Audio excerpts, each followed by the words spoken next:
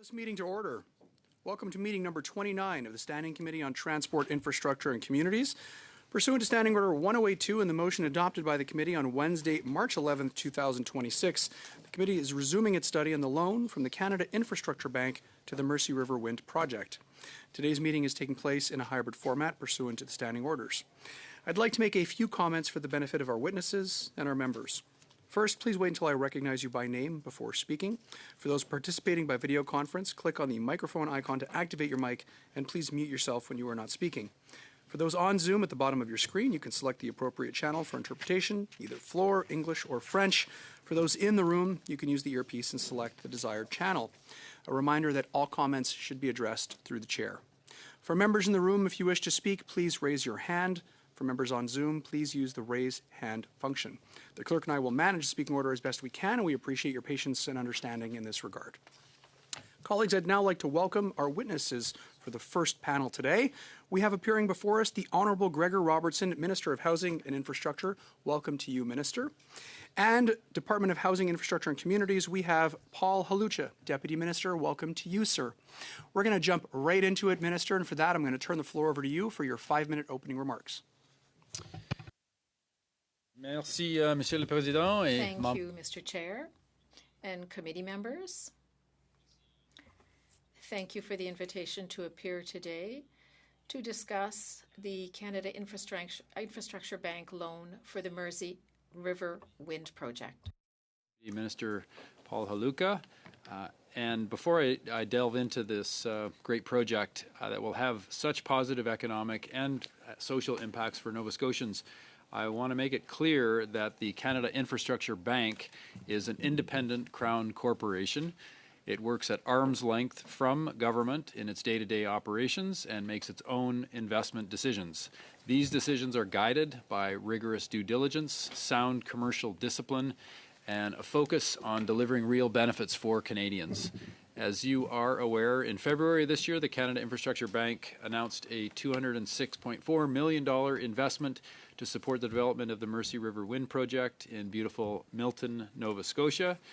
In addition to this loan, Natural Resource Canada's Smart Renewables and Electrification Pathways program is providing up to $25 million in funding, while the province of Nova Scotia is contributing both financially and through in-kind support valued at nearly $700,000. Ce projet reflète une forte collaboration entre tous les ordres de gouvernement. The project reflects a cooperation between various orders of government, that includes a conservative provincial government in Nova Scotia, all working together to advance clean energies and create economic opportunities for local communities. The project will provide more options for Nova Scotians, as well as bringing competition and choice to the province's energy market. Investments that's supported by the Canada Infrastructure Bank, and it is a story that Nova Scotians can be very proud of. It is a sustainable, clean power project which aims to provide affordable, reliable, and grid-stabilizing energy to the province. And when we talk about building strong communities, this is what we're talking about. The Mercy River Wind Farm is expected to supply nearly 150 megawatts of zero-emission electricity, capable of powering more than 50,000 homes while catalyzing over $500 million in private investment in the region. It represents the first renewable-to-retail license in Nova Scotia. It will allow Nova Scotians to buy renewable electricity directly from the developer, giving them a choice. The Mercy River Wind Farm is expected to avoid approximately 220,000 tons of carbon emissions per year. This is the equivalent of about 1.5% of Nova Scotia's total carbon output in 2022. And the project will also help reduce the financial strain on ratepayers as the province transitions to clean electricity. As part of the broader focus on clean renewable energy across the country, and as we seek to mitigate the increasing impacts of climate change, the project is eligible for the Clean Technology Investment Tax Credit for up to 30% of capital costs. The Mercy River Wind Farm has reached financial close. Construction will take place in 2 phases, with the first phase expected to be completed next year in 2027. More than 200 workers are expected to be employed at the peak of construction activities, supporting local economic activity in the region.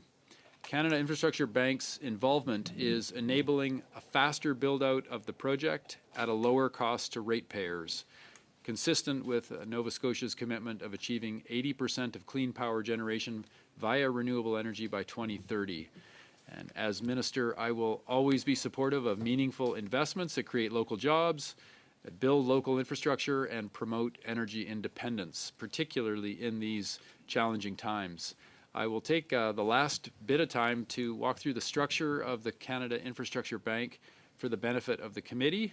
The Canada Infrastructure Bank is governed by an independent board of directors, which is responsible for overseeing the bank's strategic direction and approving these investments.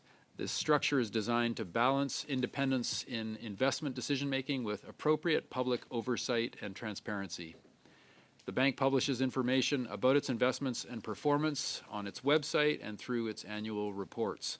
And finally, I will reiterate, this is exactly the kind of project that Nova Scotians need, that Canadians need, one that delivers clean energy, that creates good jobs, and that drives sustainable economic growth. Il s'agit de bâtir un avenir plus solide, plus abordable. A question of building a stronger, a more affordable future for everyone. Thank you very much, Minister, and thanks once again for being here. We'll begin our line of questioning today with Dr. Lewis. Dr. Lewis, the floor is yours. You have 6 minutes, please. Thank you for coming, Minister. So, Minister, you're responsible for the Canada Infrastructure Bank under the Act, and in fact, you're responsible for ensuring that the taxpayer-backed financing through the Canada Infrastructure Bank is allocated fairly and transparently. As we know, there is ministerial involvement because under Section 4, you are the minister responsible for the bank. So it's unacceptable that to hear from you today that the CIB is independent and you do not approve individual deals, because we know that you ultimately are in charge of approving the corporate plan that governs how the investments are made, including bonuses. Do you believe, Minister, that Canadians have a right to know the interest rate and repayment terms of a $206 million taxpayer-backed loan from the Infrastructure Bank? Through the chair, well, first and foremost, the purpose of the Canada Infrastructure Bank is to attract private investment, capital to be invested in Canadian infrastructure. The bank has been very successful at doing that. This is about the 108th deal that has been secured by the Canada Infrastructure Bank, and we're talking now about tens of millions of dollars that are being invested in tens of billions of dollars that are being invested in Canadian infrastructure by the private sector through transactions such as this. This is a loan to private sector proponents, and the terms of that are legally protected. So we here in this room, we who are elected, myself, although I have that responsibility of oversight with the Canada Infrastructure Bank, I have nothing to do with the deals that they are making, and Minister, those are subject to legal requirements around confidentiality with the terms. With all due respect, Minister, under Section 11 of the CIB Act, you're responsible for ensuring that the bank operates in the public interest. Can you confirm whether the $206 million loan is below market rate, yes or no? Through the chair, I do not know the specific terms of this deal. They are confidential between the bank and the project proponent. I understand through the CEO that these are competitive market rates in terms of interest on the loan. But what's a competitive market rate? What would you consider a competitive market rate, since you have some understanding of what the rates are, you said?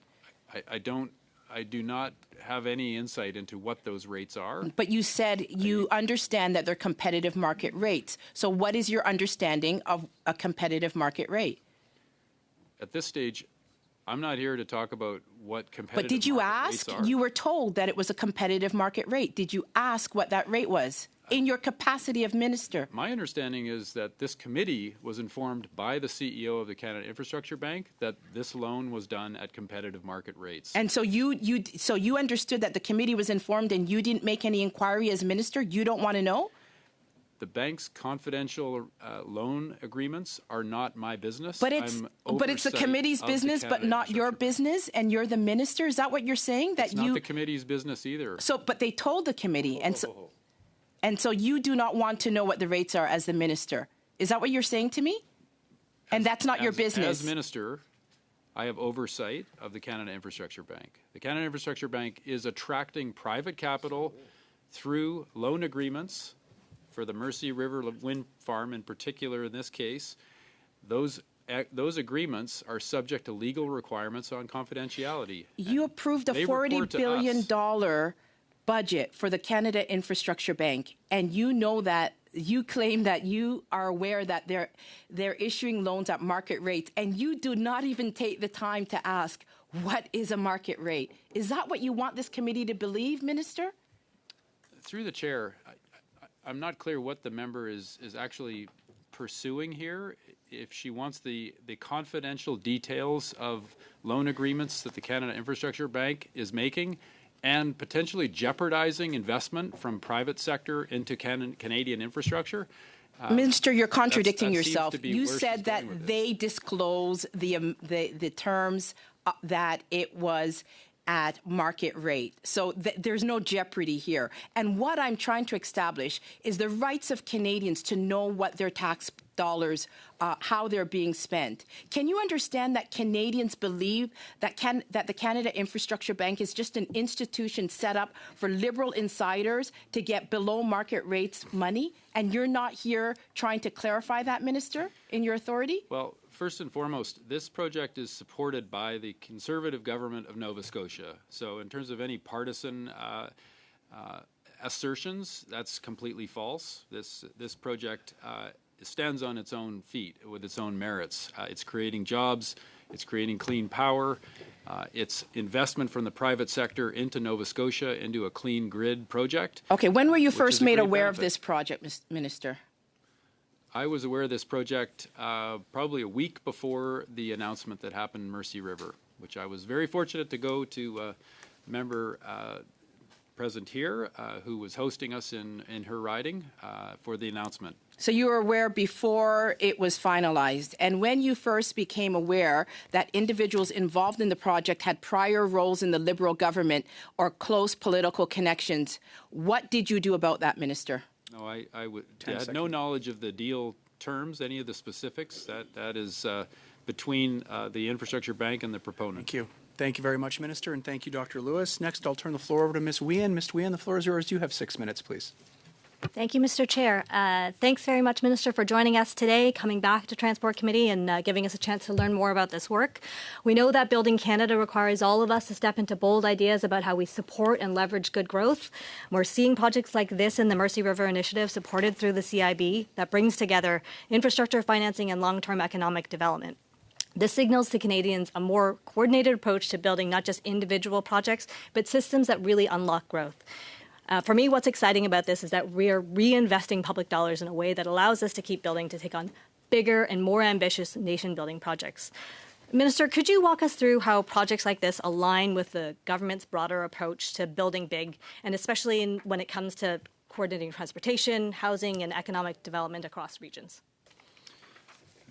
Through the chair, thanks for the question. And certainly, the Canada Infrastructure Bank will play a key role in scaling up the infrastructure that we need across Canada right now to have the fastest growing economy in the G7, to create the jobs that we need right now across the country, and to make sure that we are how we do that delivers results for Canadians. In this case, in Nova Scotia, we're going to see job creation. We're going to see a clean, renewable energy project coming onto the grid there. The Nova Scotia government, which, as I just mentioned, is a progressive conservative government, is very keen on this project, very strong supporters of it, want to see more projects like this. But the Infrastructure Bank is really a central player in attracting private capital to invest in our infrastructure and to create these jobs. To date, the CIB has committed just over $18 billion of capital that is ultimately taxpayer funded and attracted over $25 billion of private capital into infrastructure. That's overall value of capital projects, almost $55 billion now of capital value in those projects. 108 projects to date, and obviously rigorous scrutiny on all 108 of those projects.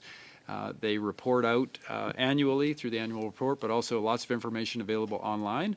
And I think providing a great service to Canadians in terms of making capital available in a country with big infrastructure needs and a shortage of capital. We need more private capital in the mix. We don't want to rely all on our taxpayers to fund everything here. And in this case, because the terms are competitive, because the commercial rigor is paramount, we're seeing really successful deals and great delivery on infrastructure across Canada. Thank you. In Toronto, we're seeing this play out along the waterfront, where transit investments like Waterfront East Transit are directly tied to unlocking housing, jobs, and new communities. Can you talk a little bit about how we better align our federal tools to support that kind of integrated planning where transit, housing, and economic development can move forward together? Through the chair, I mean, there are 15 public transit projects now supported by the Infrastructure Bank, which speaks to the importance, of public transit, but as the member states, the connection and overlap with developing more housing and growing our economy. So we're seeing a significant number of projects coming forward that combine infrastructure, trade and transportation, public transit, in the case of Toronto, and several examples of that. Bringing additional private capital to the table. Historically, Canada relied upon public capital of taxpayers to fund these projects. And in this case, the innovation of having an infrastructure bank that has the tools of public financing but can draw in capital finance, that is a huge benefit for many of these projects that deliver more than just the economic outcome. They deliver real value in terms of community building, and as the member has stated, that combination of community building where there's public transit needed or housing enabling infrastructure. That investment is needed to enable housing to get built, communities to actually get built. So the Canada Infrastructure Bank has been doing a great job of those triple word score investments that have wins across the board for Canadians. Thank you. Do I still? Okay, great. Minister, could you talk a little bit about the role that you see the Canada Infrastructure Bank playing in scaling that model to ensure that projects aren't delivered in silos but are a part of a coordinated national infrastructure strategy? Yeah, thanks again through the chair for the question. So we see projects from the Infrastructure Bank supported right across the country. There's over 40 projects in the West, where I come from. Ontario has 34 projects now. Quebec has 11 projects. Atlantic Canada, 15 projects. This is number 15 at Mercy River Wind Farm. And there are half dozen projects in the north. So spread very equitably across the country, which is very important for Canada. We have to make sure we're building in all the regions. Over 300,000 jobs have been created through these projects, so very significant job creation. And that's also a key element of this. Thank you very much, Minister, and thank you, Ms. Wien. Prochainement, nous avons Mr. Barcelou-Duval. À vous la parole, 6 minutes. Mr. Barcelou-Duval, you have 6 minutes. Thank you, Chair. Welcome, Minister. Mr. Robertson, you are the Minister responsible for the Canada Infrastructure Bank, the Minister in charge of the award of a $200 million loan to friends of the current government,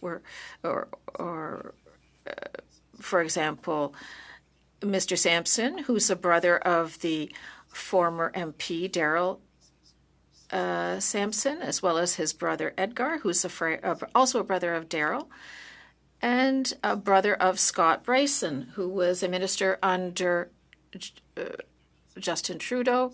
There's also a friend of David Dingwall, another former MP. Inaudible. Thank you for the question. I don't know any of the people involved that the member is mentioning. I do know that. Jamais rencontré par le passé dans You've un. never met them in the past, for example, at a Liberal Congress or at a Liberal caucus meeting? Never? Chair, I do not know the individuals involved behind the scenes with the proponent. I know this Canada Infrastructure Bank does its due diligence, works with credible partners. There's an exhaustive process. Je trouve juste ça surprenant quand même. Je veux dire, d'habitude I just dans find it surprising. Normally, people know other members of a political party. I know most of the Bloc Québécois members, and I assume you know most of the members of the Liberal Party. This brings me to another question. Speaking of acquaintances, at our last meeting, we had Shannon Miedma with us. She boasted knowing personally one of the shareholders in this group, Mr. Roscoe. She also boasted having already worked with the Canada Infrastructure Bank. Do you think that's odd that Liberal MPs who have personal relationships with project developers defend these projects? What do you think of that for your government? What's the impact? Conducts its business with credible business people. They do the work, the due diligence. Vous parlez pas de ma that is question. Je parle pas de la banque d'infrastructure. Moi, je parle de You're la not responding to my question. I'm not talking about the CIB. I'm talking about MPs who have personal ties with a project developer who come and defend the project here in the House. The chair, I think there's a field of relationships, certainly regionally. There are lots of members who have many relationships with business people or politicians. Donc, je comprends que ça, c'est tout à fait normal pour vous. Comme c'est tout à I fait. understand you think that's normal, then that's quite ordinary. Quite ordinary that a loan be awarded to that group after much lobbying. I think your office rather, was lobbied by them on January 17th of June as well. Many MPs from the Nova Scotia region were met, as well as the cabinet of the Minister of Justice, who was also lobbied, as well as a political advisor of the Prime Minister's office. You think it's normal that loans would be awarded among a group of friends, among these people? Lots of project proponents meet with local members of parliament. They are obviously present in their ridings, and it's normal for members of parliament to be consulted and informed about projects that proponents are bringing forward of all different types: housing, infrastructure, public transit, in the realms that I am responsible for right now. J'essaie de comprendre parce que vous me dites que la banque d'infrastructure I'm trying to est. understand. You're saying that the CIB is fully independent, makes its own decisions, but at the same time, there are countless meetings with lobbyists and liberals. Why are they meeting if there's no point in meeting? In order to attract support for a project, and I speak of this going back to my time serving at the local level on the West Coast, it's important to do engagement and outreach in the community. Elected officials in the community are important to meet with, to build those connections and Donc, make sure that Qui they rencontre understand pour avoir du projects support that du are coming gouvernement et forward. des élus locaux, donc du And support. meetings to receive support from the government. This is exactly what's happening. There is interest in meeting these people. It doesn't harm your chances of getting a project. Are you still telling us that the Canada Infrastructure Bank makes decisions independently? One of my colleagues noted previously that, in fact, all CIB decisions go through your office, so surely you're aware of what's happening. At the same time, when the announcement was made, February 26th, you were physically on hand to take part in the announcement. So there was nothing political going on, but you were there. Explain that to me, please. Through the chair, I do not make investment decisions related to the Canada Infrastructure Bank. It operates independently from the federal government in its day-to-day operations and its investment decisions. Thank you. I was present at the announcement, as this is an important project for Canada and it's critical infrastructure. Thank you very much, Minister. Merci beaucoup, Mr. Barcelou-Duval. Next, we'll turn the floor over to Mr. Lawrence. You have 5 minutes, sir. Thank you, and welcome, Minister. Are you not troubled at all the fact that 4 of the 7 members of Roswell Development who received $204 million from the CIB were connected Liberal insiders, one being a brother, one being a brother-in-law, one being a former Liberal leader? That doesn't bother you at all? To the member through the chair, I have full confidence in the Canada Infrastructure Bank that they do their work, they do their due diligence, they negotiate the terms. In this case, it's a loan to a private investor to invest in energy infrastructure for Nova Scotia. It was supported by the Conservative government in Nova Scotia, so I don't think there's anything partisan about this. I think it's a very important infrastructure deal Mr. that Robertson, was negotiated on good terms with a private proponent. Thank you. Who funds the Infrastructure Bank? The Government of Canada provides the capital for the Infrastructure Bank. I think you're actually and the incorrect operating there. costs. It is the Canadian citizens. You said earlier that there's a legal requirement for non-disclosure. You're aware that you guys are the head of government and you can pass any law you want, and that Parliament can also demand any information they want. And when you said it was not the committee's business, you were saying it's not the people of Canada who funded the bank. Would you like to retract that statement now, sir? Through the chair, I'll just again clarify that the purpose of the Canada Infrastructure Bank is to attract private capital, businesses who can invest in Canadian infrastructure, build Canadian infrastructure for the benefit of Canadians. We serve for the benefit of Canadians, and these are businesses who can make investments to benefit Canadians. And those investments do rely on commercial sensitivity. In many cases, those agreements have legal requirements for confidentiality around the specific terms of the agreements. Thank you, Minister, but it is an objective fact that Parliament can request any document that they want, and that your government could pass a law to allow for that disclosure tomorrow. I, for one, would agree to unanimous consent on that. But let's talk about something maybe a little bit more direct under your purview. Your newest member said to local media just about a couple days ago, watching for 10 years, people on the government benches tend to get more for their ridings and their projects.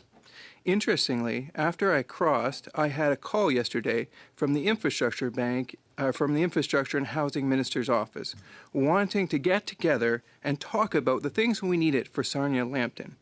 I had sent Minister Gregor Robinson, when I was elected in 2025, a one-page list of all the things that I wanted in Sarnia. It really went nowhere until I crossed the floor. Did your office contact Ms. Gladue right after her crossing? Through the chair, I'm not aware of all of my office or staff's activities day to day. I am aware of the members' infrastructure and housing requests going back last year when this session of Parliament began. I got letters and lists from with probably respect, most members you are of Parliament. really broaching the threshold for unbelievability.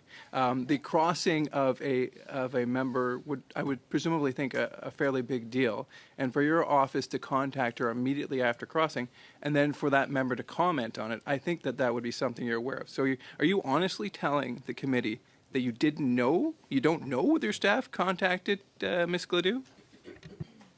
Through the chair, that's correct. I don't have knowledge about that. My staff are contacting MPs every day. I have desks. I have advisors from every region of Canada who are constantly in touch with members of Parliament, and I don't track that by the day. So, do you agree with Ms. Gaudu's assumption that the individual members that are part of the government get preferred treatment and they get more dollars?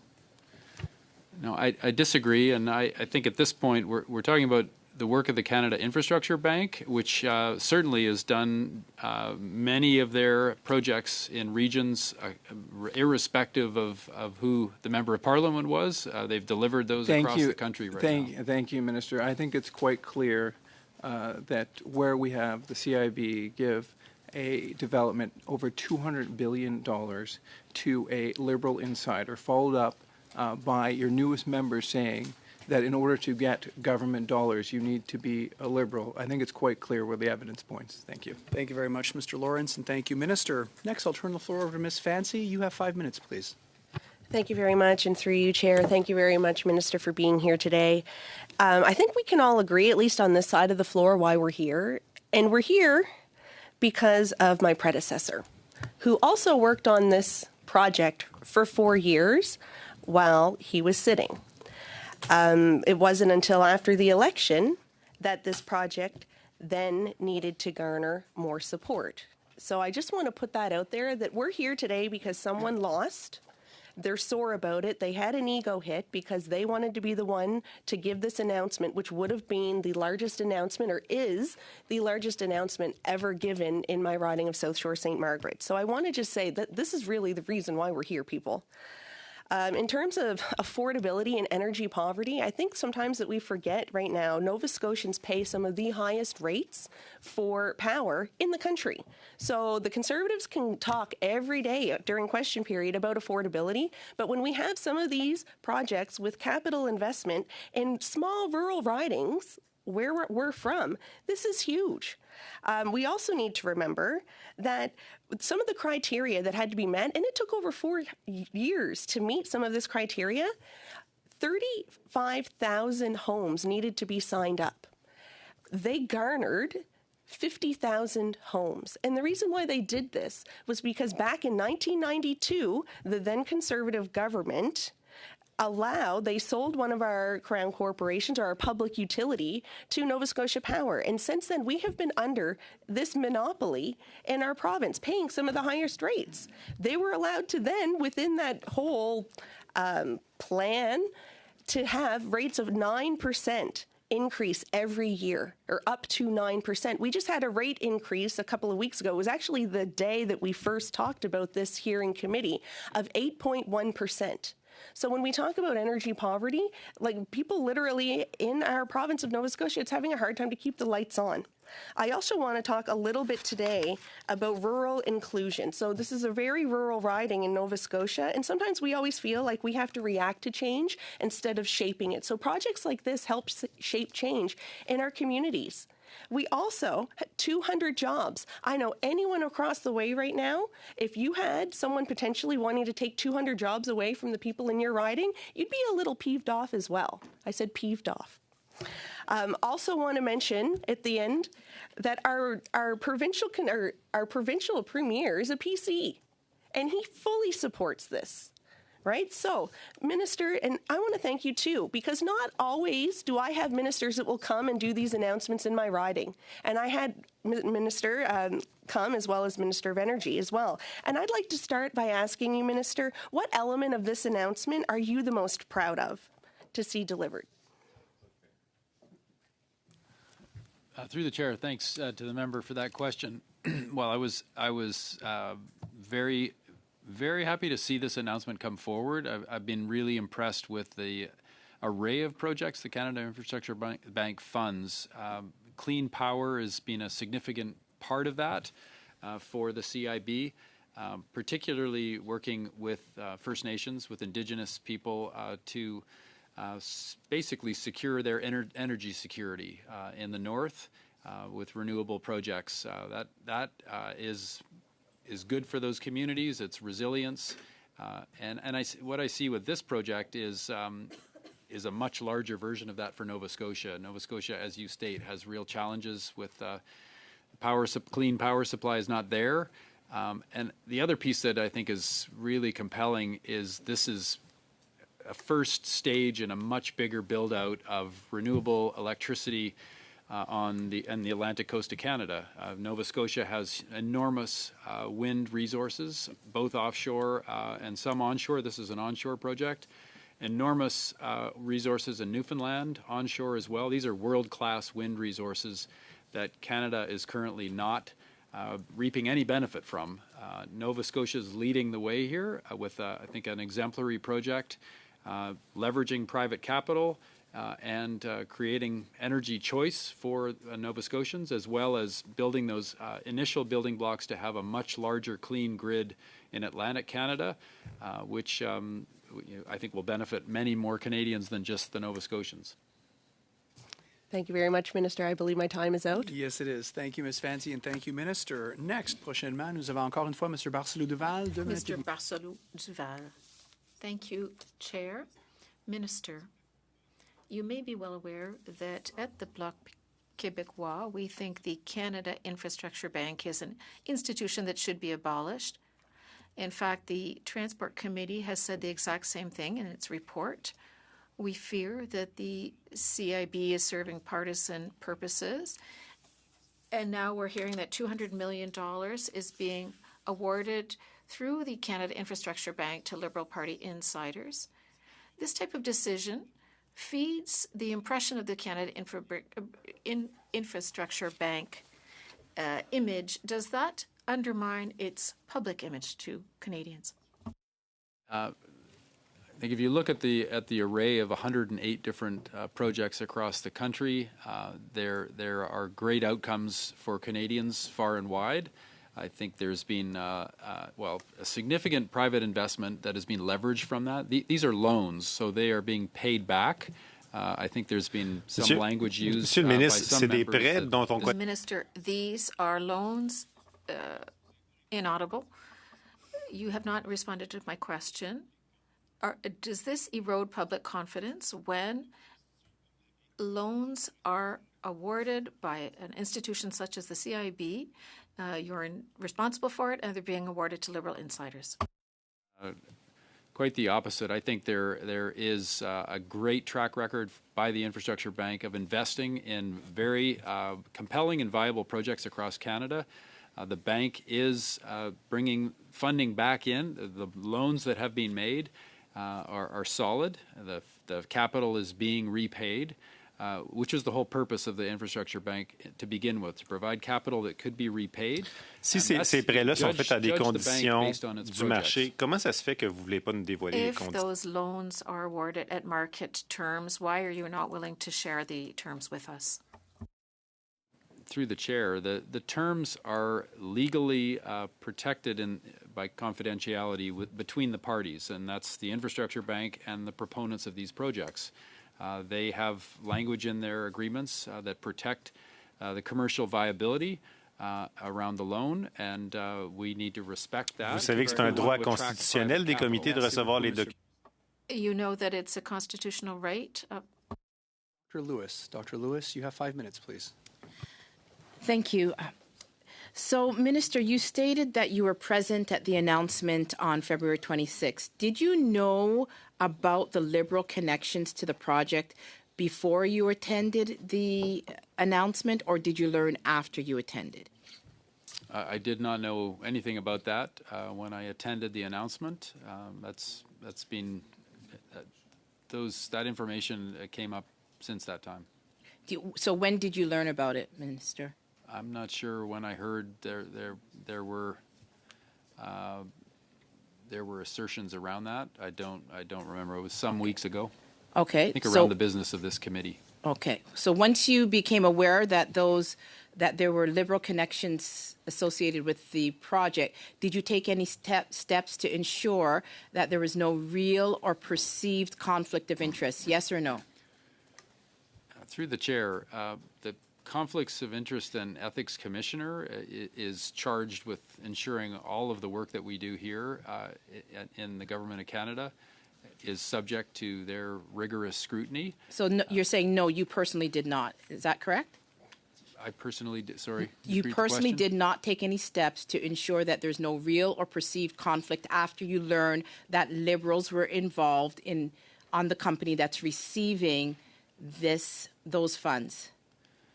Through the chair, the company has a loan with the Canada Infrastructure Bank. I do not engage in the terms of the loans. That's not what I'm asking, the investments Minister. That are made. That's the business of the Infrastructure Bank and its board. Minister, you know that under Section 4 of the Act that you have the powers to request additional review in the public interest, and you know that it's your job to act in the public interest. So your responsibility is what you're saying to me stops after you dish out the $40 billion of taxpayers' monies to companies that are connected to Liberals. That's what you're saying, that your obligation stops. Through the chair, well, I think if you're using that line of reasoning, this was for the government, the progressive conservative government of Nova Scotia to benefit from. So I did not ask questions or ask for more scrutiny why a conservative government is getting a deal with the Infrastructure Bank. I don't.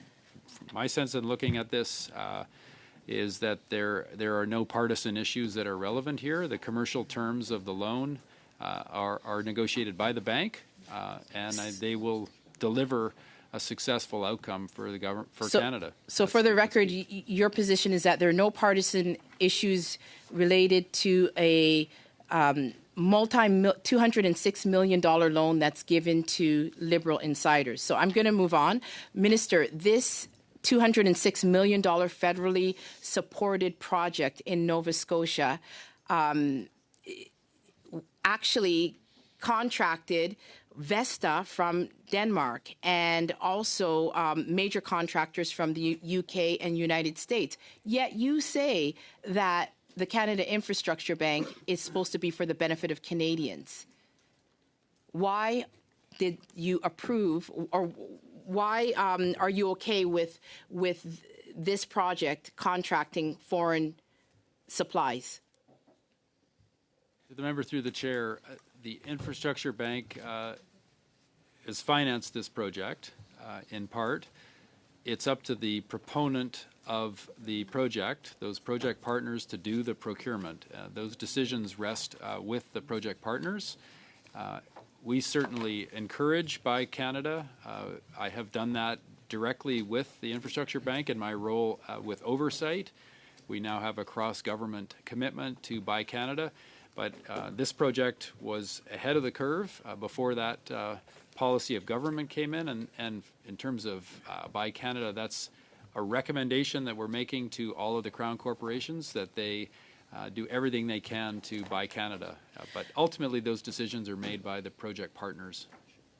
So now that you know that the turbine supplier is in Denmark and that there are foreign contractors, Minister,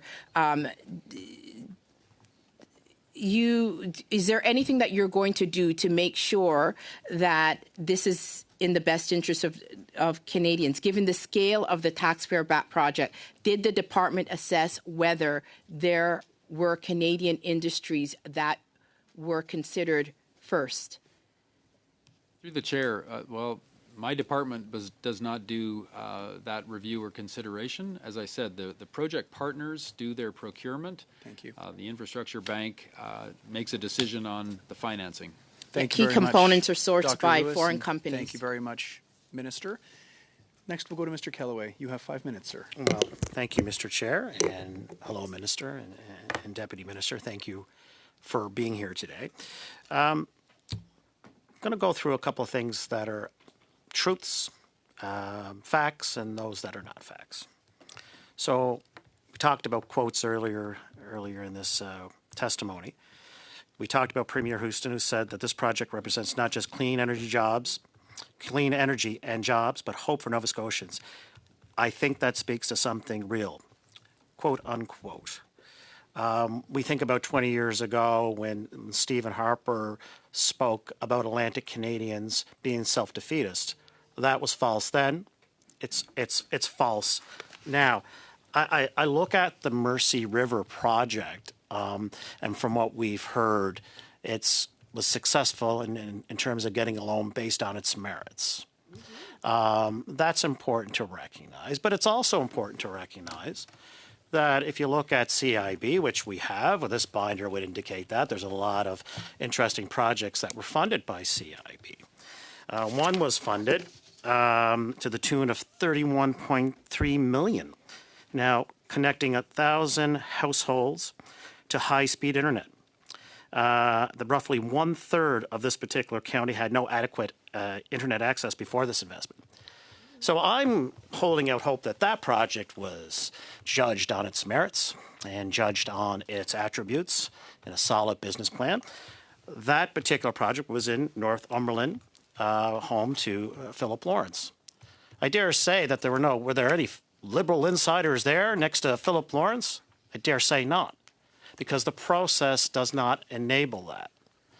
And I am absolutely excited that that project is happening in Mr. Lawrence's riding, because it connects people and it gives people opportunity in terms of jobs and connectivity from a social perspective and for businesses. So I want to go to Mercy River for a second. When we look at the attributes of this program, or attributes of this particular funding, Mr. Minister, can you speak a little bit about the importance in terms of the jobs, in terms of the clean energy? And also, a big thing in Nova Scotia, folks, is that we rely on Nova Scotia Power. It's a one-stop shop. They have it all. And this is an opportunity to power 50,000 homes, create jobs with Nova Scotia ingenuity, not a self-defeatist attitude, that works on the best of who we are in Nova Scotia, working with the province that happens to be a Conservative leader who sees beyond what we're doing here today. So I wonder if you could speak to that. Through the chair, well, 250 jobs in Nova Scotia and the southern part of the province, I think, is critical. And I certainly heard that when I was at the members' riding from the mayor, who was there present, was very, very happy to see a project of this scale, the jobs that it'll create, the opportunities that it creates in the local community. Obviously, the Progressive Conservative government in Nova Scotia is a strong supporter of this and took legislative action to enable the grid to be diversified here beyond Nova Scotia Power, so that a project like this can feed in renewable electricity, and that I think they expect will scale up with other projects around the province, irrespective of what ridings. I think we're going to see a lot more activity there, and as I mentioned, the Canada Infrastructure Bank also supported the Nova Scotia-New Brunswick intertie, connecting the grids of those two provinces to enable some of this renewable electricity to move out of Nova Scotia into New Brunswick and points west, potentially points south. I think there's great commercial opportunity from that. Building all of this infrastructure is a significant number of jobs, which is a good thing. And not only that, jobs that's building clean infrastructure. That's literally taking pollution out of, in this case, Nova Scotia, replacing it with clean electricity. So I think it's a more resilient grid, more local production, cleaning up the environment and improving the climate. I think a lot of wins that are being delivered, and I certainly heard a lot of excitement around the jobs when I was there. Thank you. Thank you very much, Mr. Kellaway, and thank you, Minister. We have time for one last shortened round, and for that I'm going to give each party 2 minutes, beginning with Mr. Lawrence. The floor is yours, sir. Thank you very much. Minister, who sets the salary for the CEO of the CIB?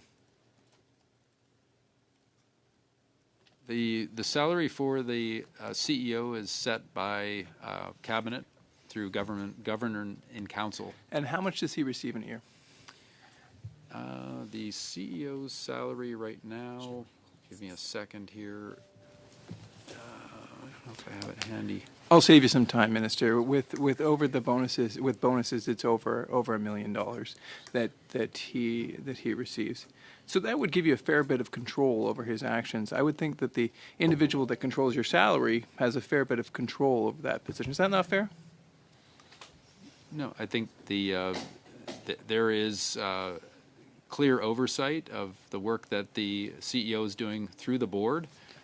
Their reviews do come up for my review as well. But in Mr. Corey's case, he has delivered exceptionally well, over 100 projects across the country, almost $20 billion of infrastructure, and attracting $25 billion of private investment. Thank you, Minister. So it's been your evidence today that despite the fact that 4 out of 7 are Liberal connected insiders who received over $200 million, including the CEO, that there's no potential for conflict of interest there.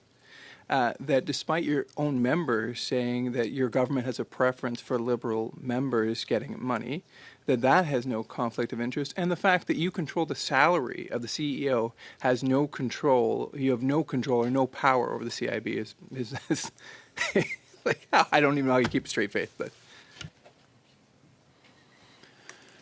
Through the chair, I'm not sure what the question was, but I judge this based on the merits of the project, which are outstanding in this case, whether it's job creation, whether it's clean grid, and attracting private investment in building infrastructure in Canada. That's the purpose here. Thank you very much, Mr. Lawrence, and thank you once again, Minister. And next, we'll turn the floor over to Ms. Miedema. You have 2 minutes, please.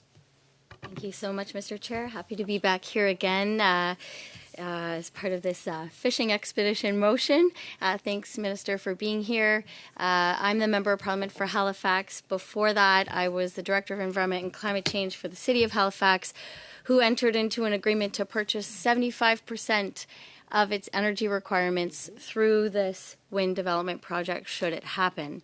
And I'm a huge fan of the Canada Infrastructure Bank because it is filling a gap and is being innovative and is being professional and diligent in making projects happen that otherwise wouldn't, and in leveraging private capital alongside public dollars. So I'm really thrilled that this project is happening.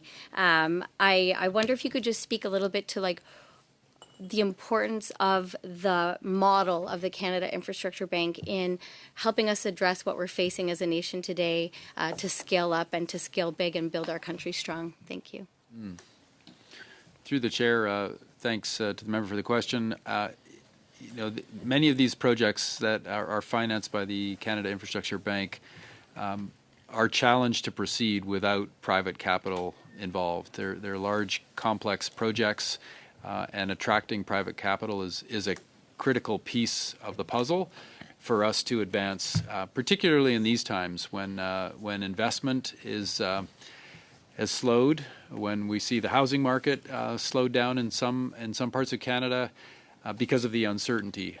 I think it's really important that mix of public and private capital right now restores confidence and gets projects built. That's what we need right now. We need job creation. We need projects to advance and deliver for Canadians. Thank you very much. Thank you very much. Finalement, Mr. Barcelou-Duval. Mr. Barcelou-Duval, you have 2 minutes. Thank you, Chair. We learned today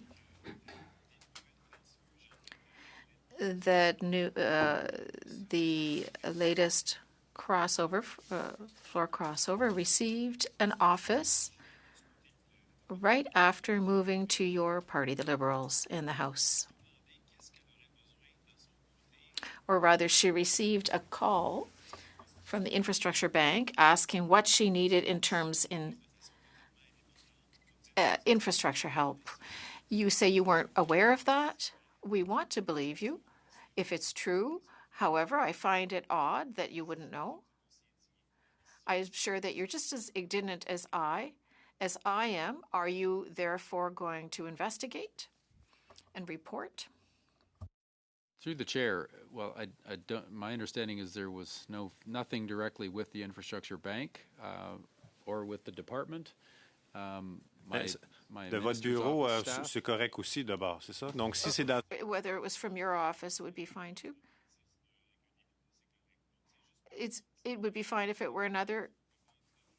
With the Canada Infrastructure Bank, that would be fine, but with others, no. Is that what you're telling me? I'm not aware of any outreach or contact from any of the related entities right now. So I'm not sure what you're asking for. Can you clarify that? Je pense que c'est assez évident. Là. On vous demande de faire enquête. I think it's clear. We're asking you to investigate a conflict of interest at your office that would have called a member who crossed over to your party asking if there was interest in projects in the Canada Interest Bank. I think that should be investigated. That would reassure everyone. Conflict of interest related to that. My office reaches out to MPs all over the country on a regular basis. J'ai jamais reçu d'appel à mon bureau, Monsieur le ministre. I've never received a call. If you'd like to call me, if your office would like to call me, I'll take them. I can't believe what I'm hearing. Ooh, Mr. Barcelou-Duval. Thank you, Mr. Barcelou-Duval. Deputy Minister, I want to thank you both for appearing before us today and for sharing your testimony with us. Colleagues, I'm going to suspend for a couple of minutes to allow for the clerk to transition over to our next round of witnesses. This meeting is suspended to the call of the chair.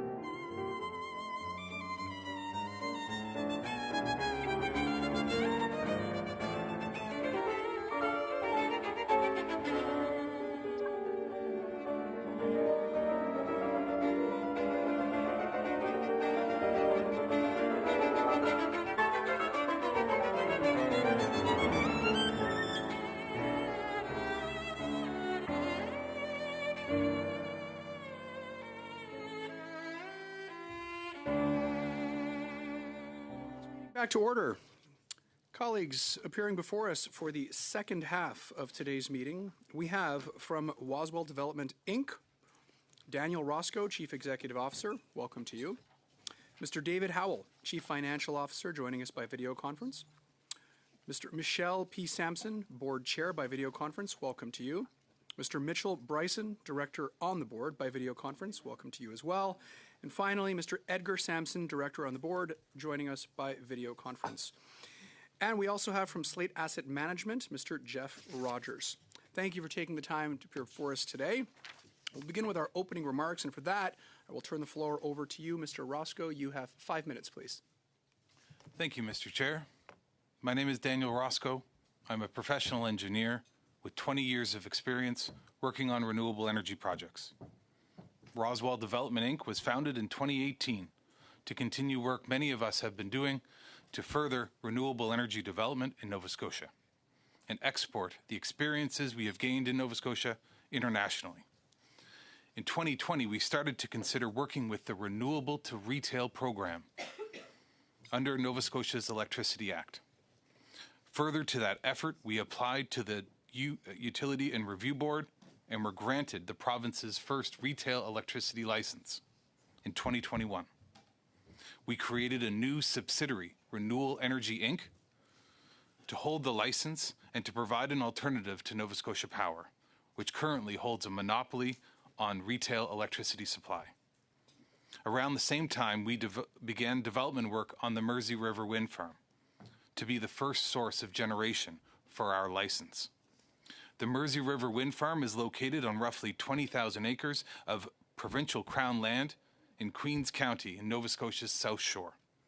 The land was previously owned by Bowater Mersey, a local mill that shut down in 2006, with the land being purchased by the province at the time. It has been actively used for commercial forestry for over 100 years. It's adjacent to the Mersey River hydro system and will connect to the grid at the same substation. In short, it is a very well-suited location for a wind farm. To further the development of Mersey, in 2022, Roswell undertook a capital raise. As part of that raise, we entered into a framework agreement with Slate Asset Management, who invested in Roswell and undertook to invest in and finance the wind projects associated with our Renewable to Retail license. The funds raised in 2022 allowed Roswell to accomplish typical tasks associated with getting a wind project ready to finance: environmental studies, First Nation engagement, interconnection, wind resource analysis, municipal and other permitting, and land control. Mersey River Wind received its approval of environmental assessment in March of 2023, municipal permitting in 2024, which received unanimous approval from the council, and finalized its interconnection agreements in 2025. While Roswell was developing Mersey, Slate has been focused on the arranging of financing for Mersey to meet the obligations of our framework agreement. The financing of a wind farm generally takes place once all permitting and requirements are in place, but prior to construction and ordering of equipment. Jeff Rogers will provide more detail on that process. At the same time Mersey was being developed, Renewable Energy was also being established. Once the retail license was secured, effort was needed to develop business models and contracting documents, engage customers, and take on the significant regulatory engagement required to solidify the process of opening up Nova Scotia's electricity market to competition. Mersey is not just another wind farm. It provides Nova Scotians with choice from whom they purchase electricity for the first time. This is in line with the Nova Scotia Energy Reform Act of 2024, recent legislation enacted by Nova Scotia's progressive conservative government to, in part, enact independent operation of our transmission system and increase competition in the electricity marketplace. In order for renewal to provide real competition to the market, it has to be competitive on price. What is important for that competition is to ensure that projects associated with our renewable to retail model are afforded the same opportunities as projects associated with Nova Scotia Power. As you heard Aaron Corey tell you, in March, the CIB has provided 8 other loans to energy projects in Nova Scotia, including 6 other wind projects. In addition to achieving provincial environmental goals and policy objectives, renewal is an important tool for the province of Nova Scotia in reducing our dependence on imported energy. Unlike most of the rest of Canada, Nova Scotia imports the vast majority of our energy, over $4 billion a year of imported fossil fuels. Producing our own energy, therefore, provides significant economic development potential for Nova Scotia. The Mersey River Wind Farm will generate over $1 million in annual municipal tax revenue and will support over 250 jobs during construction. Renewal will help provide long-term rate stability for Nova Scotia business, public entities, and homeowners, and will help attract new business to Nova Scotia who see clean energy as the cornerstone for future profitability. Thank you, Mr. Chair. Thank you, Mr. Roscoe. Next, I'll turn it over to Mr. Rogers. Mr. Rogers, the floor is yours. You have 5 minutes, sir. Thank you. Good afternoon, Mr. Chair and members of the committee. Thank you for the opportunity to appear before you today. My name is Jeff Rogers. I'm a Managing Director of Slate Asset Management. I'm here to answer your questions about Slate's role in securing financing for the Mersey River Wind Project. Slate is an investor and asset manager focused on essential real estate and infrastructure, founded over 20 years ago and headquartered in Toronto. Over the past 2 decades, we have grown to become a leading global investor in essential real estate and infrastructure, serving institutional investors, including Canadian pension funds and endowments. I joined Slate in 2022 and lead the firm's infrastructure investment strategy. By way of background, I have 2 decades of experience in finance, including the last 15 years dedicated to infrastructure investment. As a Canadian firm, Slate is focused on investing in the essential real assets that serve communities and support economic growth across this country and beyond. We are owners, operators with deep expertise across the risk spectrum of real estate and infrastructure. Slate's strategy targets companies and projects that deliver essential infrastructure, and our core investment sectors include energy transition and distributed power, essential supply chain logistics, digital and communications infrastructure, district energy, and building systems. Our approach to the infrastructure market is to establish partnerships with proven developers and operators of critical infrastructure with local knowledge who seek institutional capital partners to invest in projects being developed, built, or acquired. To these partnerships, we not only bring capital, but also expertise in financing, structuring, and asset management. In 2022, Slate invested in Roswell Development, a Halifax-based renewable energy company with extensive experience in Nova Scotia's energy sector. Roswell has successfully developed, built, and operated wind and solar projects across the East Coast. As a major consideration for this investment, Slate secured the rights to invest in and finance the wind projects being developed by Roswell. Mersey River Wind is one such project, and it fits squarely within our investment strategy. It's a 148.5 megawatt wind farm that will provide clean, renewable power to Nova Scotia and is also the first project to be delivered under the province's Renewables to Retail program. Renewal, powered by Mersey, will be the first to sell renewable power directly to end customers in Nova Scotia, introducing customer choice and competition in the market. As a Canadian headquartered asset manager, we are committed to investing in modern, long-term infrastructure solutions like Mersey that will contribute to Canada's future. Our role in this partnership is as the institutional capital partner and financing lead. We structured the project financing, including securing the loan from the Canada Infrastructure Bank. This is consistent with our approach across our infrastructure portfolio in North America and Europe, where we leverage our financing expertise to support critical infrastructure development by our partners. Mr. Chair, Slate's involvement in the Mersey River Wind Project is straightforward. We are a Canadian institutional investor partnering with an experienced Nova Scotia developer to finance, invest in, and build essential infrastructure that will serve Nova Scotians for generations. We are proud to support this innovative project and Nova Scotia's energy transition.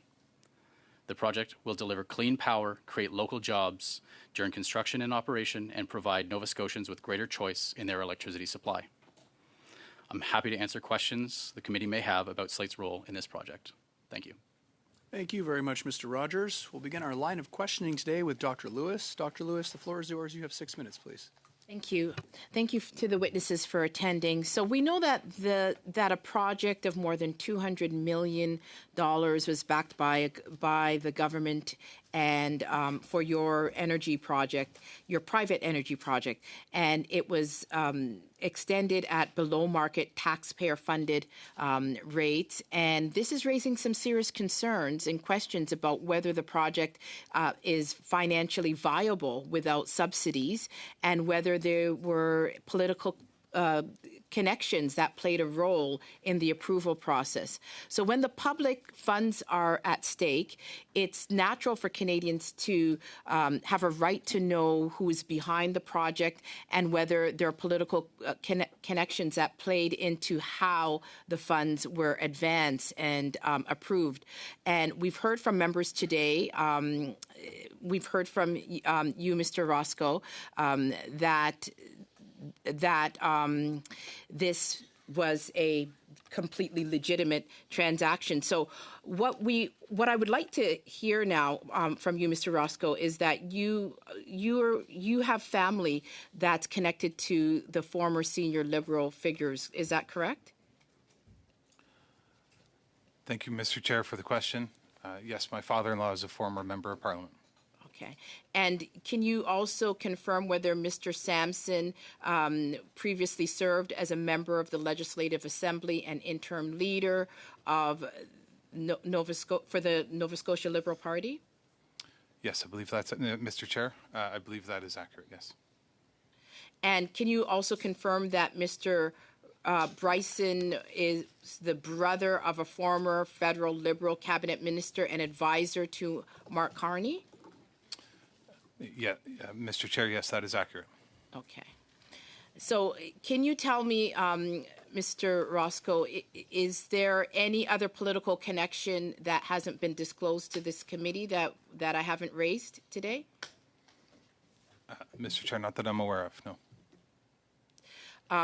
Now, Mr. Sampson was involved in matters related to the Liberal Arctic surf clam quota allocation, and it was later found that through the ethics commissioner to have violated federal ethics rules with Minister Dominic LeBlanc. Is that correct? Are you aware of that?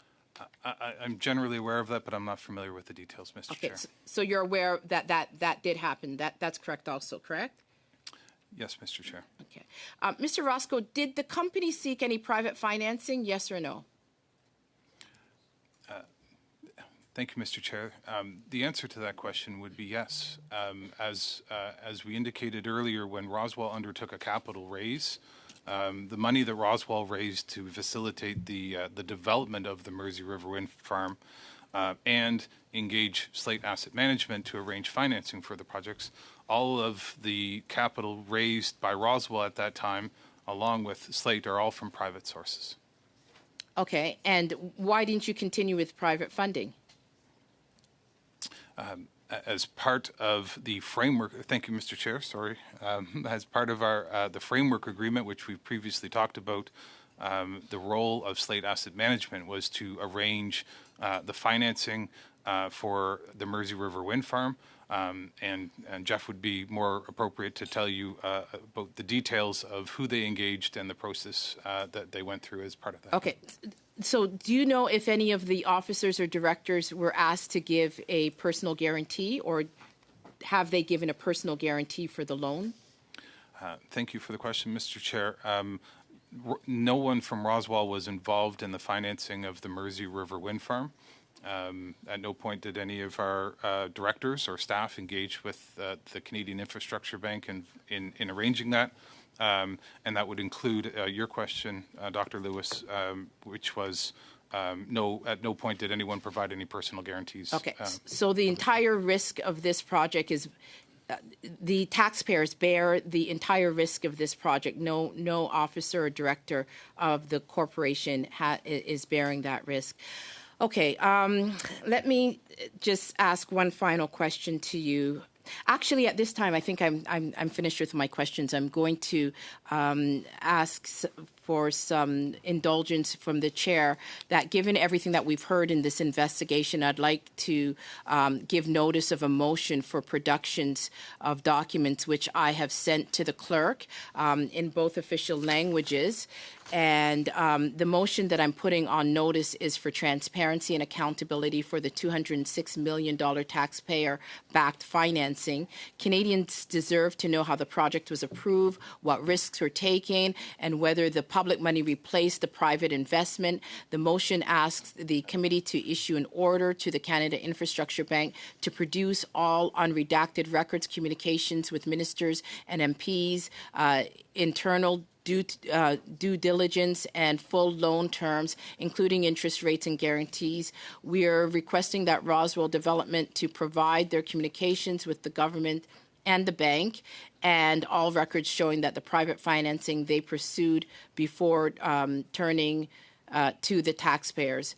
If private capital wouldn't take this on, Canadians deserve to know why. And since there is a taxpayer-funded project, it is incumbent on the CIB and Roswell Development to be transparent. Thank you. Thank you very much, Dr. Lewis. Notice has been given, so noted. We'll now turn to our next speaker, Ms. Fancy. You have 6 minutes, please. Thank you very much. And through you, Chair, I want to welcome all of the witnesses here today. So as we know, that this project is conducting in my riding. And sometimes we're getting caught up within this whole mess in regards to this is just happening. And we're forgetting that this has been a 4-year long, if not, Mr. Roscoe had mentioned earlier, 10-year long. And I'd like to even roll that back even more. During our announcement, Mr.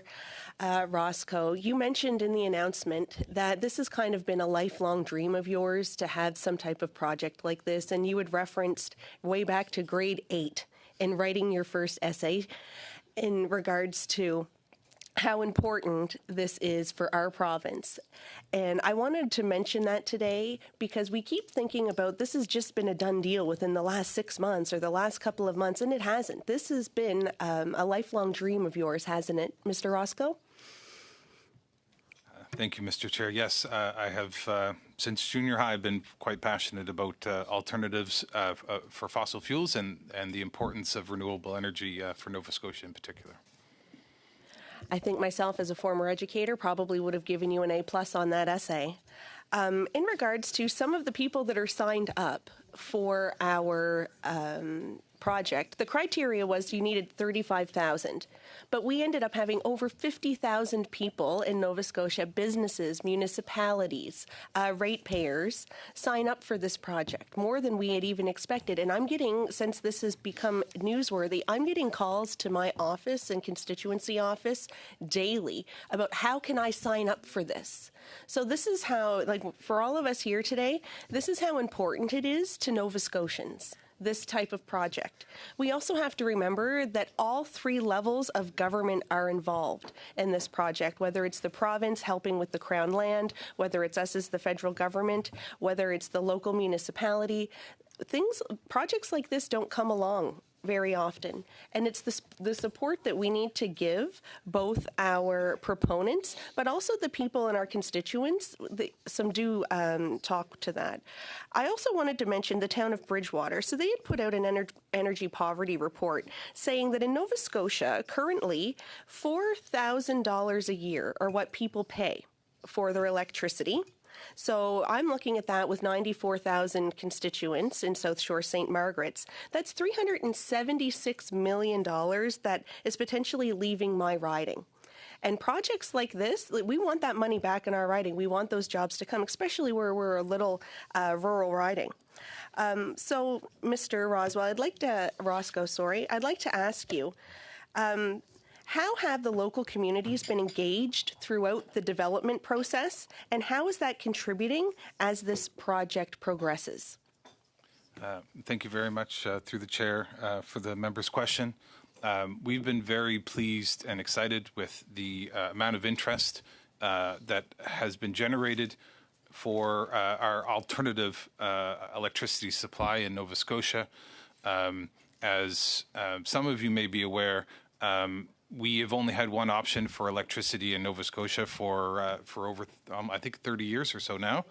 Yeah, and as a result, there's a lot of interest in having alternatives, both in cleaner alternatives, alternatives that don't involve fossil fuels and primarily coal generation, which is the major source, and to have local and cost stable solutions that they can count on the price of in the future. As the member noted, we have had significant interest from all sorts of different industries. That includes municipalities that are near the Mersey River Wind Farm, including the region of Queens, the town of Bridgewater, and the city of Halifax.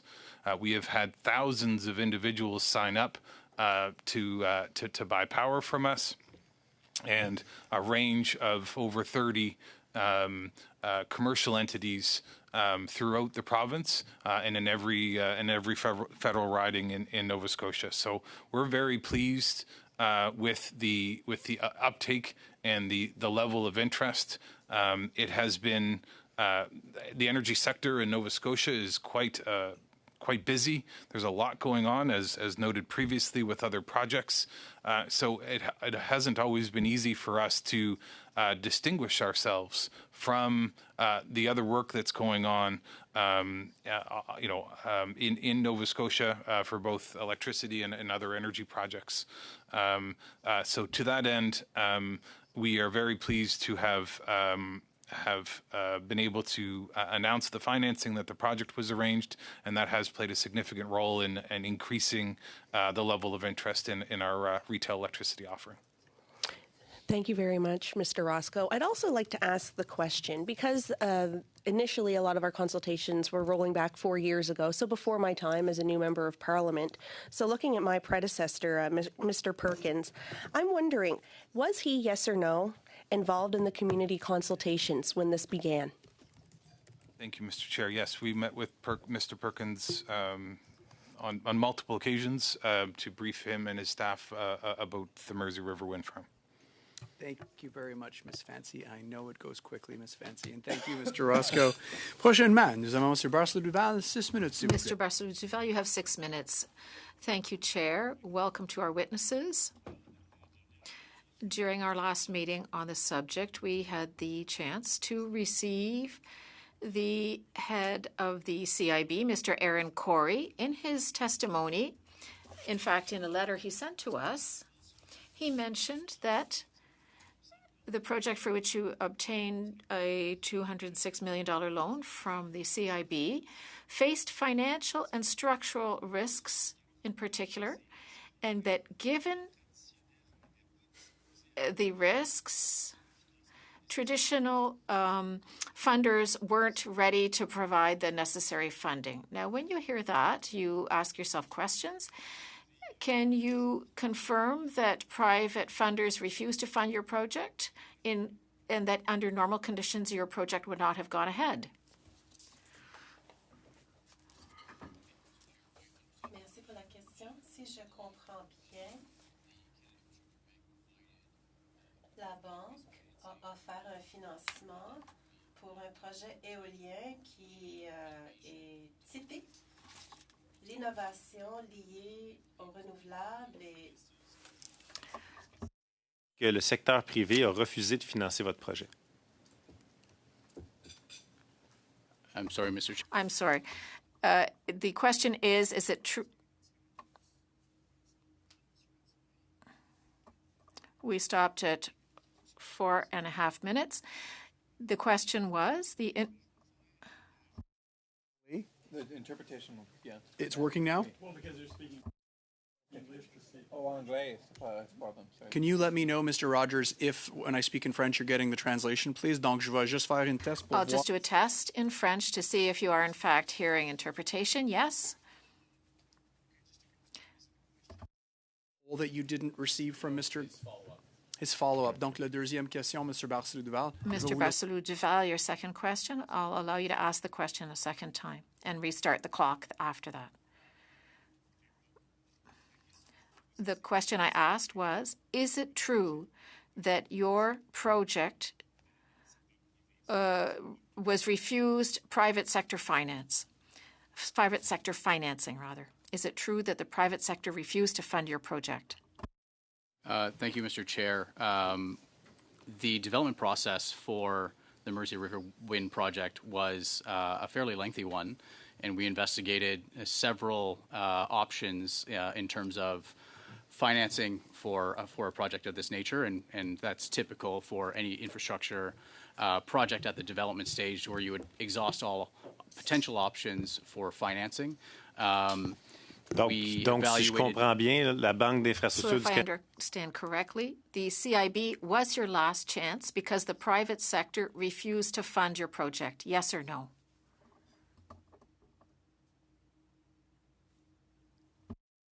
Is the question, sorry, can you please repeat the question?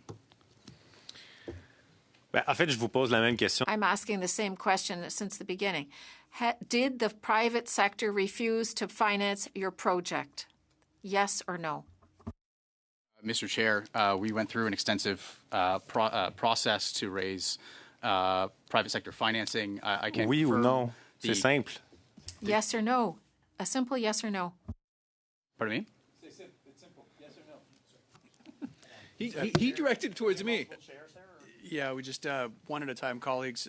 Mr. Xavier Barcelou-Duval has the floor. Don't pay attention to any of the members, please. Je vais reposer ma question. Est-ce que le secteur... I'll ask my question again. Did the private sector refuse to finance your project? Yes or no?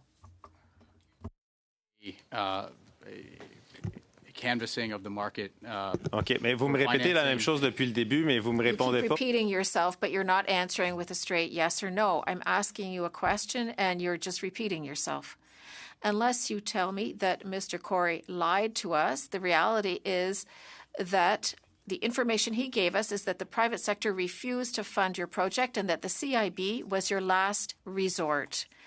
Is it because the institution is supported by the Liberal Party that your group had contacts, which you refused to admit?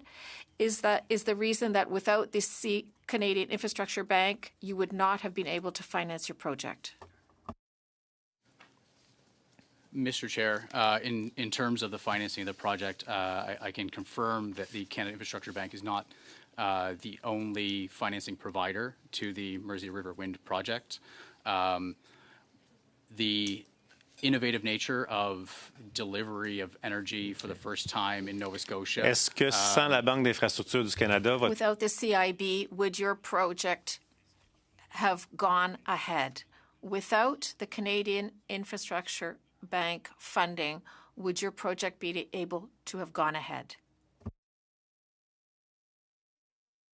At what stage other private capital providers would have garnered interest in a project of this nature. As I previously stated, they were not the only capital partner as part of this financial closing. C'est pas ça la question que je vous ai posée. On dirait que vous êtes That's pas not the question I asked. It's as if you're not able to answer it.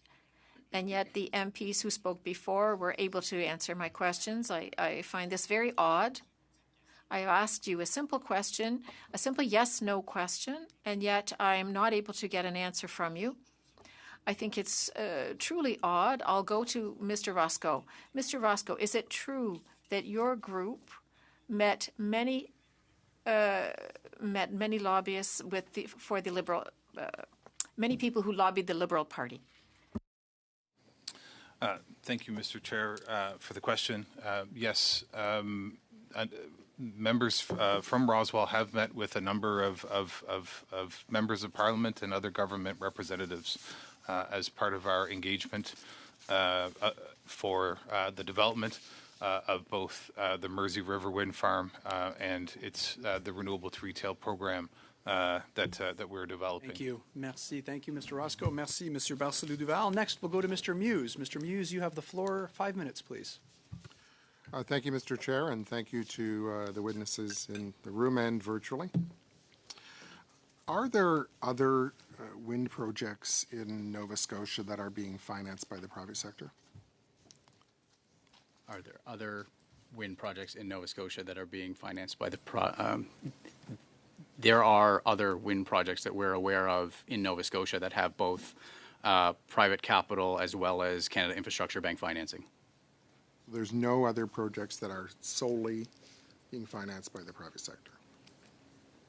I'm not aware of any in the past couple of years that have been 100% financed. I think the last couple that reached financial close included Canada Infrastructure Bank financing. What percentage would have been private finance versus CIB?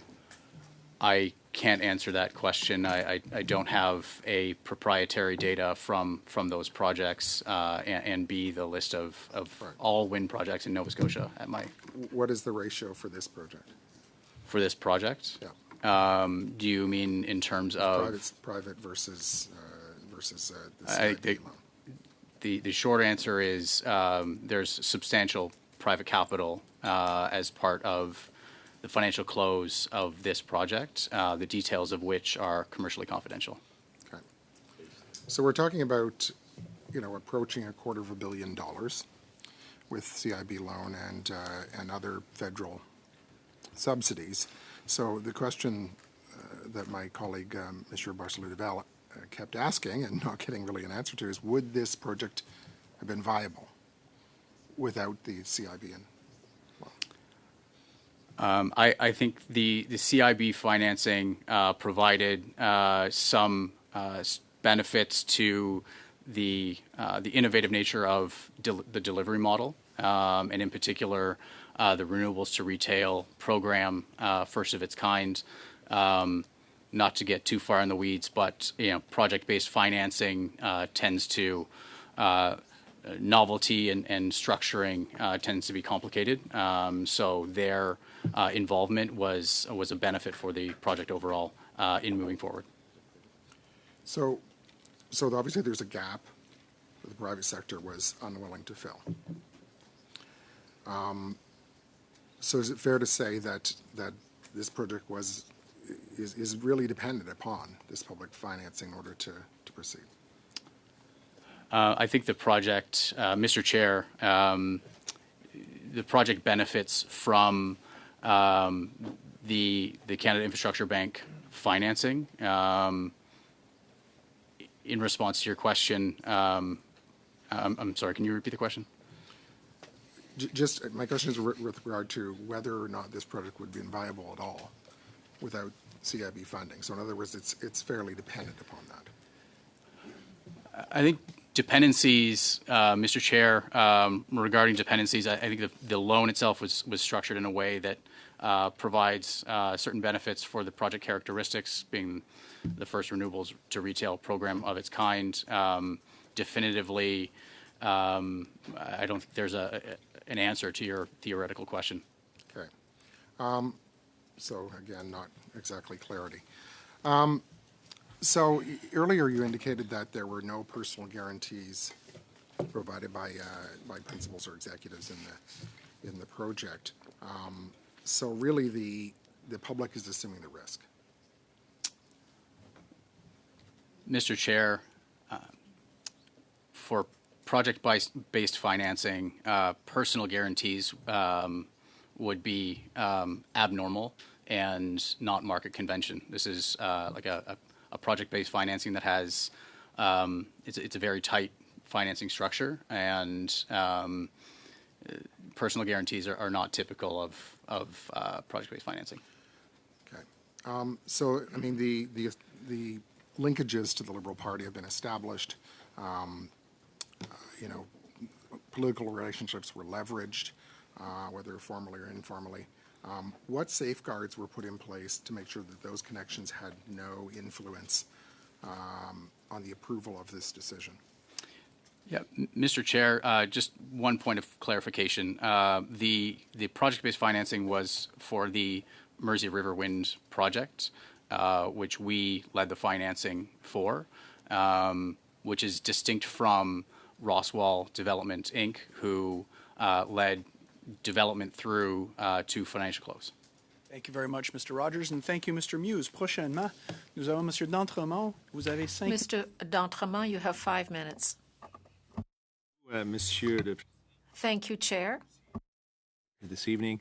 I want to sort of maybe continue where my colleague from South Shore St. Margaret's left off when it comes to, you know, consultation with local leaders, when it comes to working with local mayors and municipalities. Of course, you know, this is in the region of Queens.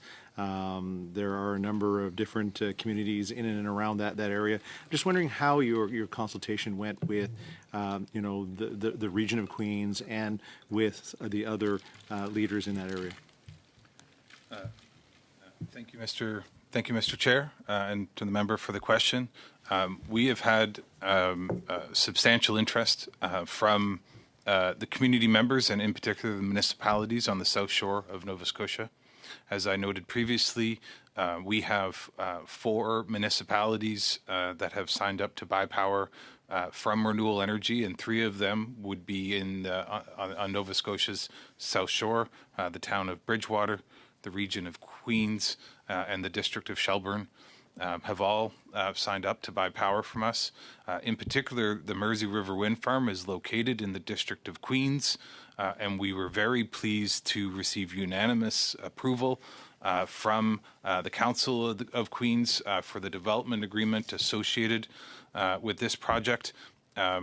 We undertook an environmental assessment, which involved multiple public meetings, and the comments for the public comments received as part of our environmental assessment were significantly positive throughout, almost no negative comments whatsoever, which, as I'm sure the member is aware, is not always common for wind projects in Nova Scotia or anywhere.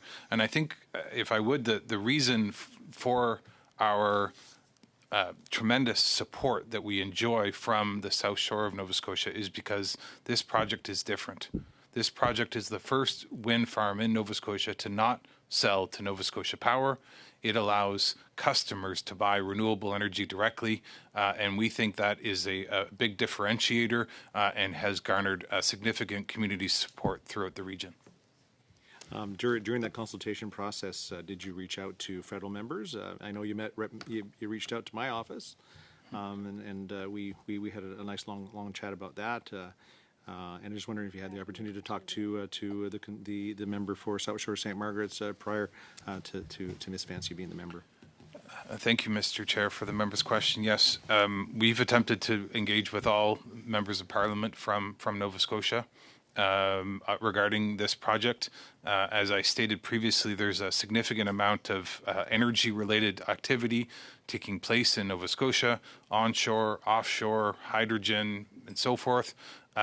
So differentiating ourselves and explaining ourselves, frankly, the question that we often, the first question that we often got from MPs and other people is, you know, really? You were going to offer, you know, you're going to let me switch from Nova Scotia Power to someone else? That's the first question, and that summarizes the need for Roswell to engage with members of Parliament, with MLAs, with members of the public to describe our program, the structure on it works. If you can imagine, people haven't had a choice of whom they purchase electricity for in Nova Scotia. So it is a topic that requires explanation and understanding for people to be able to really appreciate.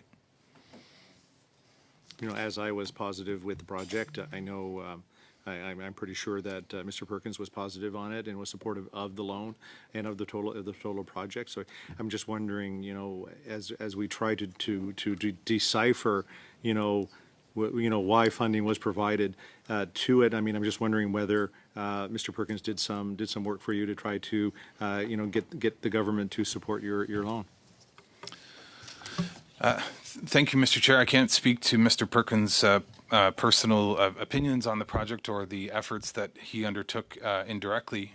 What I can speak to is I think a lot of the reason for the Canadian infrastructure's interest in Nova Scotia is because of the substantial clean energy targets and transition that the Progressive Conservative government of Nova Scotia has indicated, and the Mersey River Wind Farm being identified as a critical regional priority by the government of Nova Scotia has played a big part in that. Thank you very much, Mr. D'Entremont, and thank you, Mr. Roscoe. Prochainement, nous avons Monsieur Barcelou-Duval, 2 minutes et demie, s'il vous plaît. Mr. Barcelou-Duval, you have 2.5 minutes. Thank you, Chair. I'll begin my questioning of Mr. Rogers again. You received a $200 million loan from the Canada Infrastructure Bank. Just now you said that, or you refused to say rather, whether the private sector had refused to finance your project. I have another question. What are the advantages of dealing with the Canada Infrastructure Bank versus the private sector? What advantages did the Infrastructure Bank offer you? Thank you for the question, Mr. Chair. Regarding the Canada Infrastructure Bank's interest in the project, it is the first of its kind in the province, and early engagement for a project of this nature is beneficial when pushing through the development process, which can be lengthy, and I think Dan can Ma attest question to. pour vous, c'est si le privé voulait My pas. question is, if the private sector did not want to finance your project and the Canada Infrastructure Project did, there must have been a reason.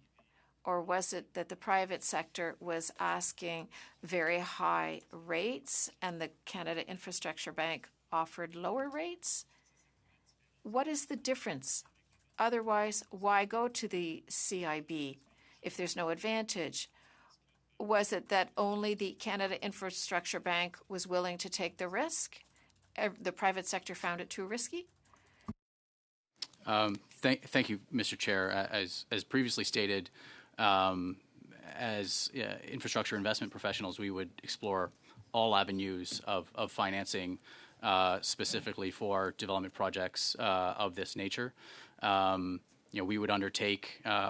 We saw that the Canada Infrastructure Bank had lent to other wind projects in the province, and I think part of that may be the decarbonization and the decarbonization aspects of Nova Scotia's targets. Thank you very much, Mr. Rogers. Merci, Mr. Barcelou-Duval. Next, we'll go to Mr. Lawrence. 5 minutes, please, sir. Was CIB the first lender for the project? Mr. Chair, I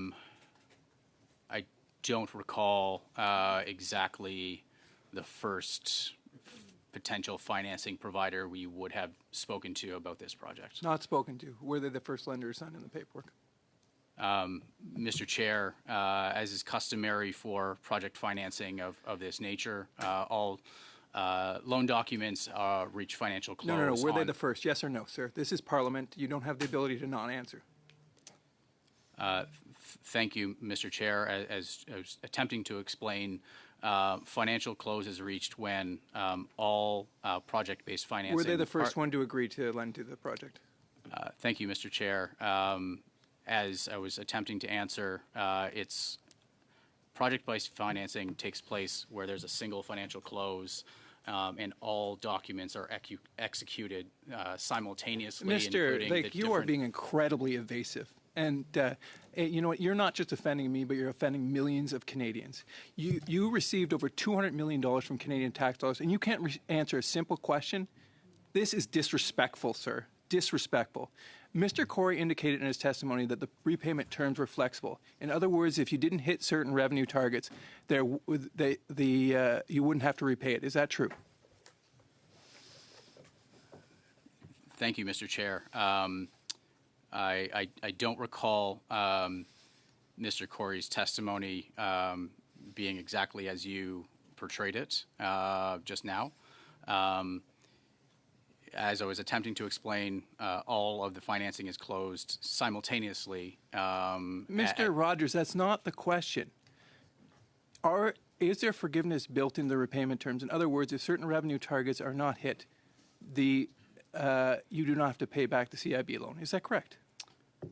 There are certain characteristics associated with the Canada Infrastructure Bank loan that is commercially confidential. So you're not going to answer that question? Mr. Chair, I've answered the question to the best of my ability. Well, how is it commercially sensitive? Isn't it, in fact, it's actually politically sensitive? That you're afraid to admit that this loan will likely be forgiven, that there will be a tremendous windfall for Liberal insiders like Mr. Roscoe. Okay, you want it? No, please do. Mr. All right. Lawrence, I'm going to stop the time at 2 minutes and 20 seconds. Oh, I'm not surprised that they're trying to cover it up. I'm not surprised. I don't Keep know going. which one of you is first. I will defer to Mr. Joshua. You know, I think that number one, we should be letting the witness answer the question. This is not a valid point of order. Cite the rule. You were a former speaker. Cite the rule. You don't know. There is no rule. And I think if the member wants to continue to put words in the members, you just in put all the words in members' Mr. mouth, Perkins, by the way. I would suggest that he Colleagues, I'm just going to let Mr. D'Entremont finish his point of order, and then I'll make a ruling on the point of order. So please. No, again, it's just so we should allow the témoin here to answer to the Thank to you the very best much, of their ability. Thank you, Mr. D'Entremont. So I'm Not going to ask badger. all members to just Completely ensure that we're badger. allowing That's the all witnesses going to on here. respond to their questions, if Point for no out, other Monsieur le reason Président. than to ensure that we're not over-talking each other for the benefit of our Point out, interpreters. Monsieur le Président. So I stop the time, Point out, Mr. Monsieur le Lawrence. I want to Président. respect that. You have 2 minutes and 20 seconds, sir. Point d'ordre, Monsieur le Président. Mr. Rogers, that Point there's d'ordre, not a Monsieur le commercial Président. sensitivity. That there. Point My d'ordre, apologies Monsieur le again, Mr. Président. Lawrence. I did not recognize Mr. Iacchino. Mr. Iacchino, vous avez un point d'ordre? You have Oui, a point ma- of order, Mr. Iacchino? Yes, thank you for recognizing it. Look, I'm listening to you in French. You can imagine what it's like for the interpreters. If you could please, if possible, and I know this is a very important topic, I'm very interested by it, but I'd also like to understand how the meeting is unfolding. It's not easy for the interpreters. They must interpret what you're saying, and if one person talks over another, it makes interpretation very difficult. Thank you, Mr. Iacchino. Mr. D'Entremont, that just emphasizes the importance of allowing questions to be answered, no interruptions of each other as well, colleagues, for the benefit of our interpreters who always do a phenomenal job, and we want to support them in that. Mr. Albus, you also had a point of order, sir. Yeah, no, is that it's not just the interpreters that are struggling here, Mr. Chair. It's obviously with the non-answers we're getting, Orwell is spinning in his grave. Thank you. Oh, thank you, Mr. Albus. That wasn't a point of Chair, order, but I will. Mr. Chair, could I just say, like, this is obviously very serious, and this is not a vaudeville act, and this is not amateur hour at the comedy show. So can we allow the witnesses to speak, to answer the question? Thank you very much, Mr. Kellaway. It is very important, colleagues, and it is very important that I turn the floor back over to Mr. Lawrence because he did have a line of questioning that he wanted to finish, and I believe he has 2 minutes and 18 seconds to do that. Sir, the floor is yours. Thank you. Thank you very much. The reality is that there's not commercial sensitivity here. The reality is that there are political sensitivities. By giving forgiveness or you're giving a windfall to Liberal insiders, the reality is that the revenue won't be met and that what will happen is that loan won't be paid out. But in the meantime, Mr. Roscoe beside you and many other the Liberal and connected insiders will receive, I don't know whether it'll be tens of thousands, hundreds of thousands, or millions of dollars. If you'd like to share that with me, that would be great. At the cost of Canadian taxpayers. Once again, this is an example of Liberals taking money from taxpayers and helping themselves. Isn't that the actual case, Mr. Rogers? Thank you, Mr. Chair. Could you kindly clarify the question? I didn't catch what it was that you were asking. Mr. Rogers, why don't you just clear the air right now, if everything's above board, and share with us the repayment terms? Financing terms are confidential to protect proprietary and commercially sensitive information. Why is it commercially sensitive? It's bound by certain confidentiality provisions across. And who are you? Whose parties to those agreements? The project financing parties. So you have the ability to waive that. So why don't you just come out right now and clear the air? Mr. Chair, I do not have the ability to unilaterally waive conditional. Pardon me? You can't. You have commercial. You have indemnity in committee. So why don't you just go ahead and tell us what those payment terms are? The terms of the CIB loan and other financing as part of the Mersey River Wind project are confidential, and we do not disclose confidential private information publicly. Who gave you that money? The Canadian taxpayers did. Don't you think that the taxpayers have a right to know how they're being fleeced?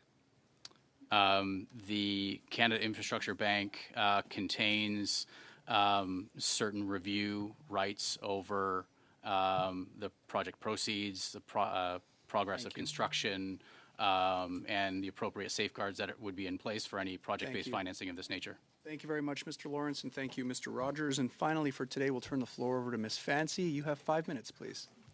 Thank you very much through you, Chair. I know my colleague there from across the way just talked about it's the taxpayers that are paying for this. And yes, there are. And we have to remember that over 50,000 Nova Scotians signed up for this project. So let's give a couple of highlights here, because I don't think we're looking at the criteria of this project to meet It's very specific criteria and what they had to do. We have all three levels of government. We have Indigenous partnerships. We have a provincial Conservative premier unanimously supporting this project. We have unanimous community consultations in Queens County.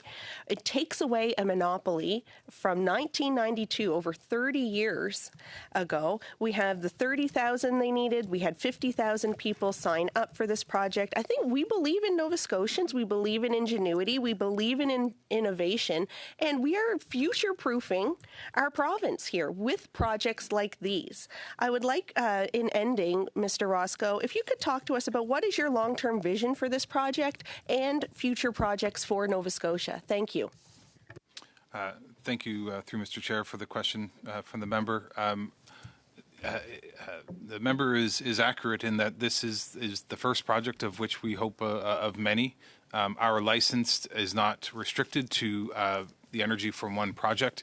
We expect that our license will enable projects throughout Nova Scotia to be developed, not just wind, but solar and battery projects as well, as we grow.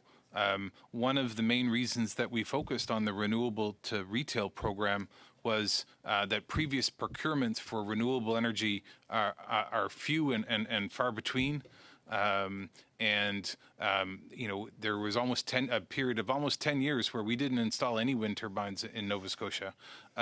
So our license will allow for more consistent and frequent development of wind farms. And our goal is to be able to have new energy generation coming online each year so that new customers can continue to switch over to renewable energy. Moving forward, the ability to have a fully renewable energy-based electricity system is something that is going to be in demand throughout the world as countries and regions transition away from fossil fuels. We don't have to look far into the news these days to see the strain on inflation and on economies on increasing fossil fuel prices. So every country in the world has renewable resources that they can develop, and the knowledge and skills associated with generating and delivering renewable energy, balancing renewable energy, aligning renewable energy with the needs of customers is going to be a skill and that is in demand throughout the world. So one of the founding prospects of Roswell is to not only continue to push for more renewable energy in Nova Scotia, but to export our experience to places around the world that are just beginning their journey away from fossil fuels. Thank you very much, Mr. Roscoe. I think we can see, the future is looking bright in Nova Scotia in terms of electricity. Pun is intended. So at the end of this, I was wondering if you could please explain any other specific tangible economic benefits. I know for me, with the town of Bridgewater that has approximately 10,000 residents and a very large-scale industrial park, when this comes online, this project will give that town net zero. And I don't know how many other towns in this whole country are going to be able to boast that. So I'm wondering if you have any other tangible economic benefits that this project will deliver. Thank you. Thank you, Mr. Chair, through the chair to the member for the question. Yes, there are substantial economic benefits. As the member pointed out, the town of Bridgewater in Nova Scotia has been leaders in climate change action and recognizing energy poverty as an issue in their riding and identifying how many dollars leaves their community to import fossil fuels. And the more energy that can be produced locally in a community like Bridgewater allows for that money to stay within that region.